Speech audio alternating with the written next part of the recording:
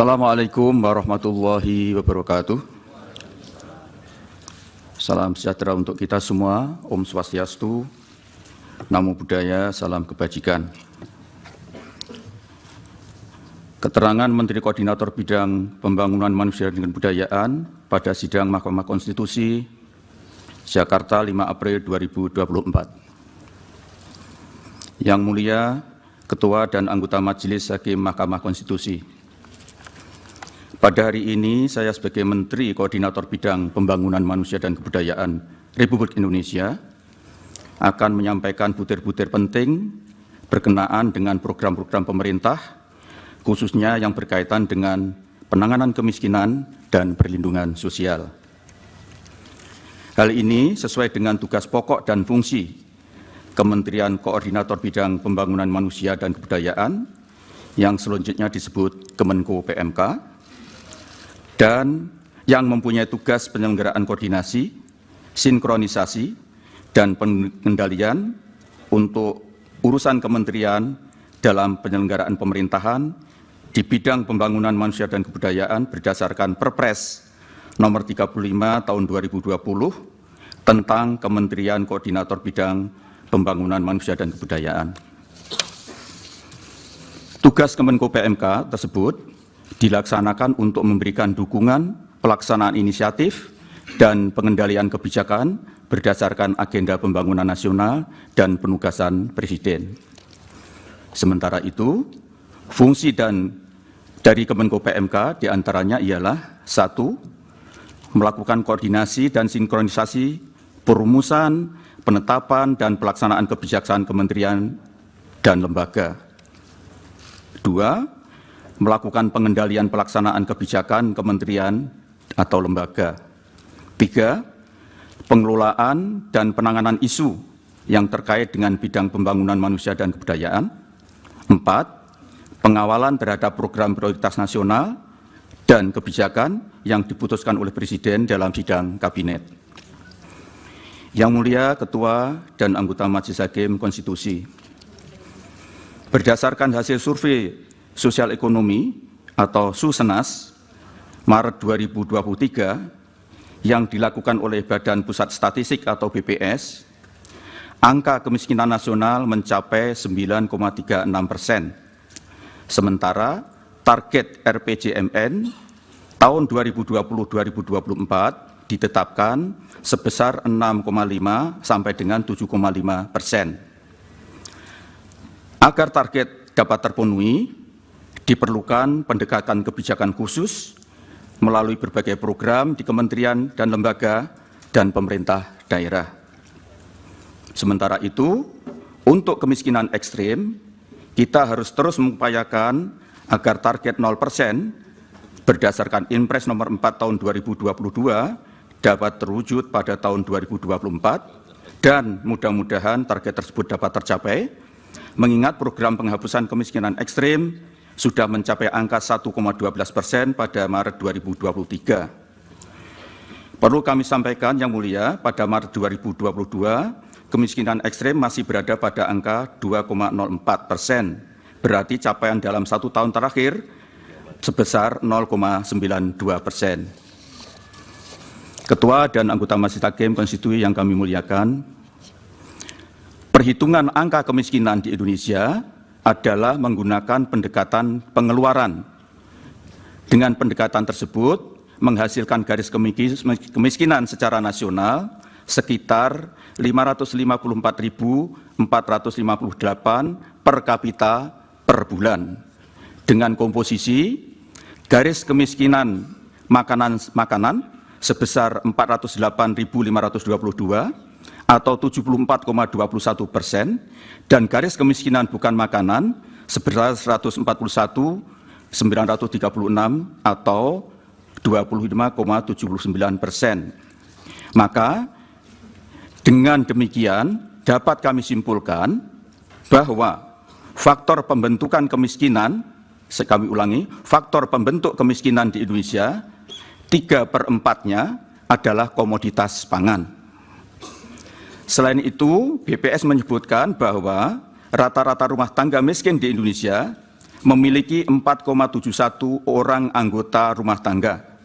Dengan demikian, besarnya garis kemiskinan per rumah tangga secara rata-rata adalah sebesar 2.592.657 per rumah tangga miskin per bulan.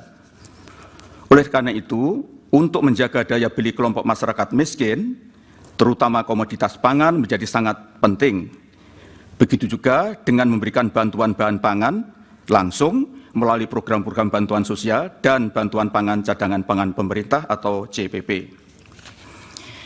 Yang Mulia Ketua dan Majelis Hakim Konstitusi, sesuai dengan Inpres nomor 4 tahun 2022 tentang percepatan penghapusan kemiskinan ekstrim, pada diktum ketiga angka 1 huruf B menugaskan Menko PMK untuk menetapkan kebijakan sumber dan jenis data yang digunakan dalam implementasi program percepatan penghapusan kemiskinan ekstrim. Dan angka 1 huruf C mengkoordinasikan penyiapan data penerima dengan nama dan alamat atau by name by address sasaran penghapusan kemiskinan ekstrim bersama Kementerian Sosial, Kementerian Dalam Negeri, Kementerian Desa, Pembangunan Daerah Tertinggal dan Transmigrasi, Badan Kependudukan dan Keluarga Berencana Nasional, Kementerian Perencanaan Pembangunan Nasional atau Badan Perencanaan Pembangunan Nasional, dan Badan Pusat Statistik. Adapun upaya menurunkan kemiskinan menjadi 7,5% dan penghapusan kemiskinan ekstrim menjadi 0% pada tahun 2024 dilakukan melalui 3 strategi, yaitu mengurangi beban pengeluaran keluarga miskin, meningkatkan pendapatan keluarga miskin, dan mengurangi jumlah kantong-kantong kemiskinan.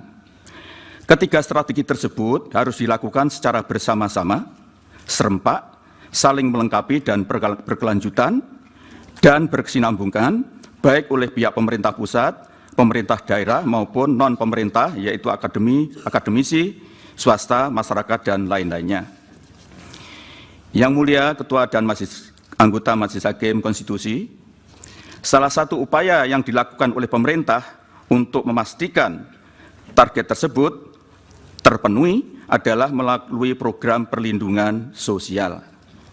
Program ini merupakan pengejawantahan amanat konstitusi dan peraturan perundang-undangan yang memberikan mandat kepada negara untuk melindungi fakir miskin dan kelompok rentan. Hal ini sesuai dengan Undang-Undang Dasar Negara Republik Indonesia Pasal 34 Ayat 1 yang berbunyi fakir miskin dan anak-anak yang terlantar dipelihara oleh negara. Ayat 2, negara mengembangkan sistem jaminan sosial bagi seluruh rakyat dan memberdayakan masyarakat yang lemah dan tidak mampu sesuai dengan martabat kemanusiaan. Program perlindungan sosial yang antara lain dimaksudkan untuk mengurangi beban pengeluaran, peningkatan pendapatan, dan penghapusan kantong-kantong kemiskinan telah mendapatkan persetujuan DPR RI dengan alokasi anggaran perlindungan sosial tahun 2024 sebesar 496,8 triliun yang tersebar di berbagai program dan pelaksanaannya oleh kementerian lembaga sesuai dengan fungsi dan tugas masing-masing. Adapun komposisi anggaran perlindungan sosial terdiri dari berbagai macam subsidi, bantuan sosial, dan jaminan sosial. 1. Subsidi antara lain subsidi energi yaitu BBM listrik dan LPG, subsidi pupuk, subsidi bunga kur, dan lain-lain. Yang 2, bantuan sosial antara lain berupa program Keluarga Harapan atau PKH, program sembako atau BPNT, asistensi rehabilitasi sosial atau atensi, Kartu Indonesia Pintar, dan Kartu Indonesia Pintar Kuliah.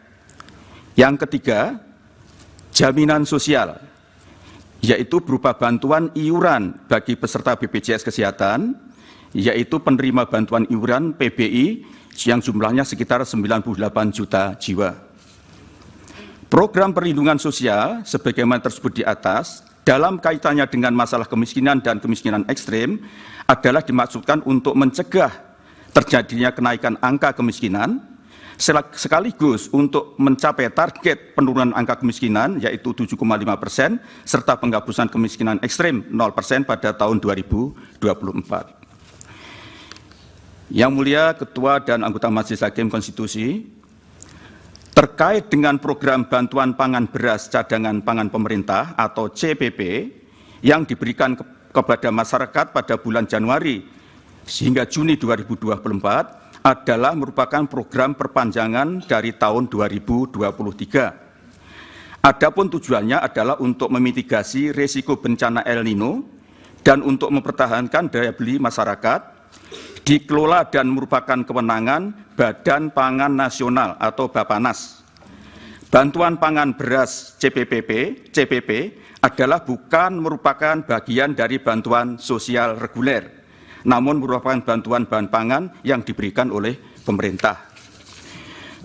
Bantuan pemerintah dalam bentuk bantuan pangan beras atau CPP pada tahun 2024 dilaksanakan berdasarkan Perpres nomor 125 tahun 2022 tentang penyelenggaraan. Data P3KE adalah merupakan hasil triangulasi data existing dari data DTKS Kemensos, pemutakhiran data kependudukan tahun 2023 atau PK23 PKKBN, data kependudukan dan catatan sipil atau Dukcapil Kemendagri, serta data penerima program Bansos dari Online Monitoring System Perbendaraan dan Anggaran Negara atau OMSPAN Kementerian Keuangan. P3KE adalah basis data yang berisi informasi yang memiliki peringkat kesejahteraan lebih dari 80% keluarga atau penduduk di Indonesia. Data P3KE juga telah digunakan oleh 25 kementerian dan lembaga dan seluruh pemerintah daerah untuk berbagai program percepatan penghapusan kemiskinan ekstrem sesuai dengan Inpres nomor 4 tahun 2022 sebagaimana yang telah kami sebutkan di atas. Bantuan sosial dan bantuan pemerintah lainnya antara lain bantuan pangan beras CPP, bantuan pangan stunting adalah merupakan program pemerintah yang tidak dikhususkan pada satu kementerian tertentu dan memerlukan koordinasi lintas sektoral. Yang Mulia Ketua dan anggota Majelis Hakim Konstitusi, selanjutnya mengenai keterlibatan kami dalam penyaluran bantuan sosial maupun penyaluran bantuan pangan beras CPP adalah sesuai dengan tugas Kemenko PMK yang diatur dalam Perpres nomor 35 tahun 2020, yaitu melakukan koordinasi, sinkronisasi, dan pengendalian penyelenggaraan pemerintahan di bidang pembangunan manusia dan kebudayaan, di mana bantuan sosial adalah merupakan bagian yang tak terpisahkan dari tugas pokok dan fungsi Kemenko PMK sesuai dengan Permenko PMK nomor 4 tahun 2020 tentang organisasi dan tata kerja Kemenko PMK. Pelaksanaan tugas tersebut dimaksudkan untuk memberikan dukungan pelaksanaan inisiatif dan pengendalian kebijakan berdasarkan agenda pembangunan nasional dan penugasan Presiden. Untuk keperluan tersebut di atas, kami melakukan berbagai kunjungan kerja guna memastikan bahwa pelaksanaan penyaluran bantuan sosial reguler maupun bantuan pangan beras CPP berlangsung sebagaimana yang diharapkan. Adapun pemilihan wilayah kunjungan kerja ditentukan melalui beberapa pertimbangan, di antaranya keadaan tingkat kemiskinan ekstrim, tingkat prevalensi dan angka stunting, faktor geografi dan demografi masyarakat, serta kondisi pelaksanaan bantuan sosial maupun bantuan pemerintah lainnya di lokasi tersebut, termasuk bagaimana inisiatif pemerintah daerah dalam melaksanakan strategi penanganan kemiskinan, serta masalah pembangunan manusia dan kebudayaan pada umumnya. Khusus dalam kaitannya dengan pemantauan bantuan pangan beras CPP, dilakukan untuk memastikan ketersediaan bahan pangan tersebut di gudang Bulog dan memastikan bantuan yang diterima oleh penerima manfaat secara langsung. Di samping itu untuk memastikan bahwa distribusinya berjalan dengan baik serta memperhatikan prinsip-prinsip tepat waktu, tepat sasaran, tepat jumlah, tepat kualitas, di samping untuk mendapatkan umpan balik atau feedback tentang bagaimana pemanfaat bantuan tersebut oleh keluarga penerima manfaat. Yang Mulia Ketua dan anggota Majelis Hakim Konstitusi, Kami memahami apabila tugas dan fungsi kami untuk mengkoordinasikan, mensinkronkan, dan mengendalikan pelaksanaan program di lapangan kemudian dikait-kaitkan dengan pesta demokrasi beberapa waktu yang lalu. Namun perlu kami tegaskan bahwa pelaksanaan program-program tersebut di atas sudah direncanakan sejak awal untuk mencegah terjadinya kenaikan angka kemiskinan dan sekaligus untuk menurunkannya, serta menghapus kemiskinan ekstrem sebagaimana yang telah kami paparkan di atas. Adapun penyerahan bantuan pangan beras CPP di Kabupaten Lamongan yang kami lakukan dirangkaikan dengan kunjungan ke wilayah perkampungan nelayan di Kecamatan Brondong yang sekaligus untuk melakukan KSP, koordinasi sinkronisasi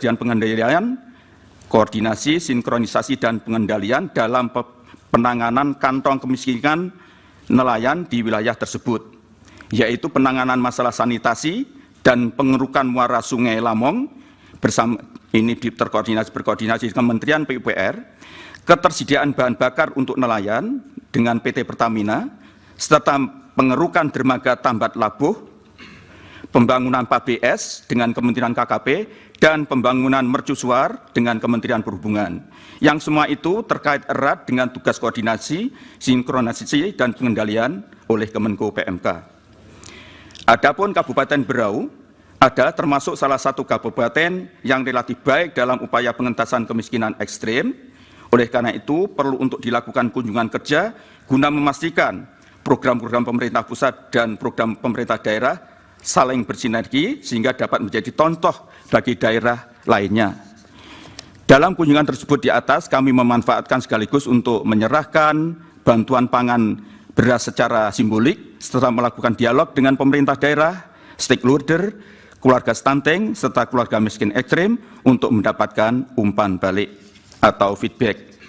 Yang mulia, Ketua dan anggota Majelis Hakim Konstitusi, semua yang kami lakukan adalah dalam rangka koordinasi, sinkronisasi, dan pengendalian atau KSP terhadap apa yang telah diputuskan dalam rapat-rapat yang kami selenggarakan, yang perlu kami koordinasikan, sinkronisasikan, dan kendalikan lebih lanjut di lapangan. Demikian yang dapat kami sampaikan. Semoga Yang Mulia Ketua dan anggota Majelis Hakim Konstitusi berkenan. Atas perhatian dan perkenan Ketua dan anggota Majelis Hakim Konstitusi yang kami muliakan, kami ucapkan terima kasih. Wassalamualaikum warahmatullahi wabarakatuh. Waalaikumsalam. Dilanjut Pak Menko Bidang Perekonomian. Download Tribun X sekarang, menghadirkan lokal menjadi Indonesia.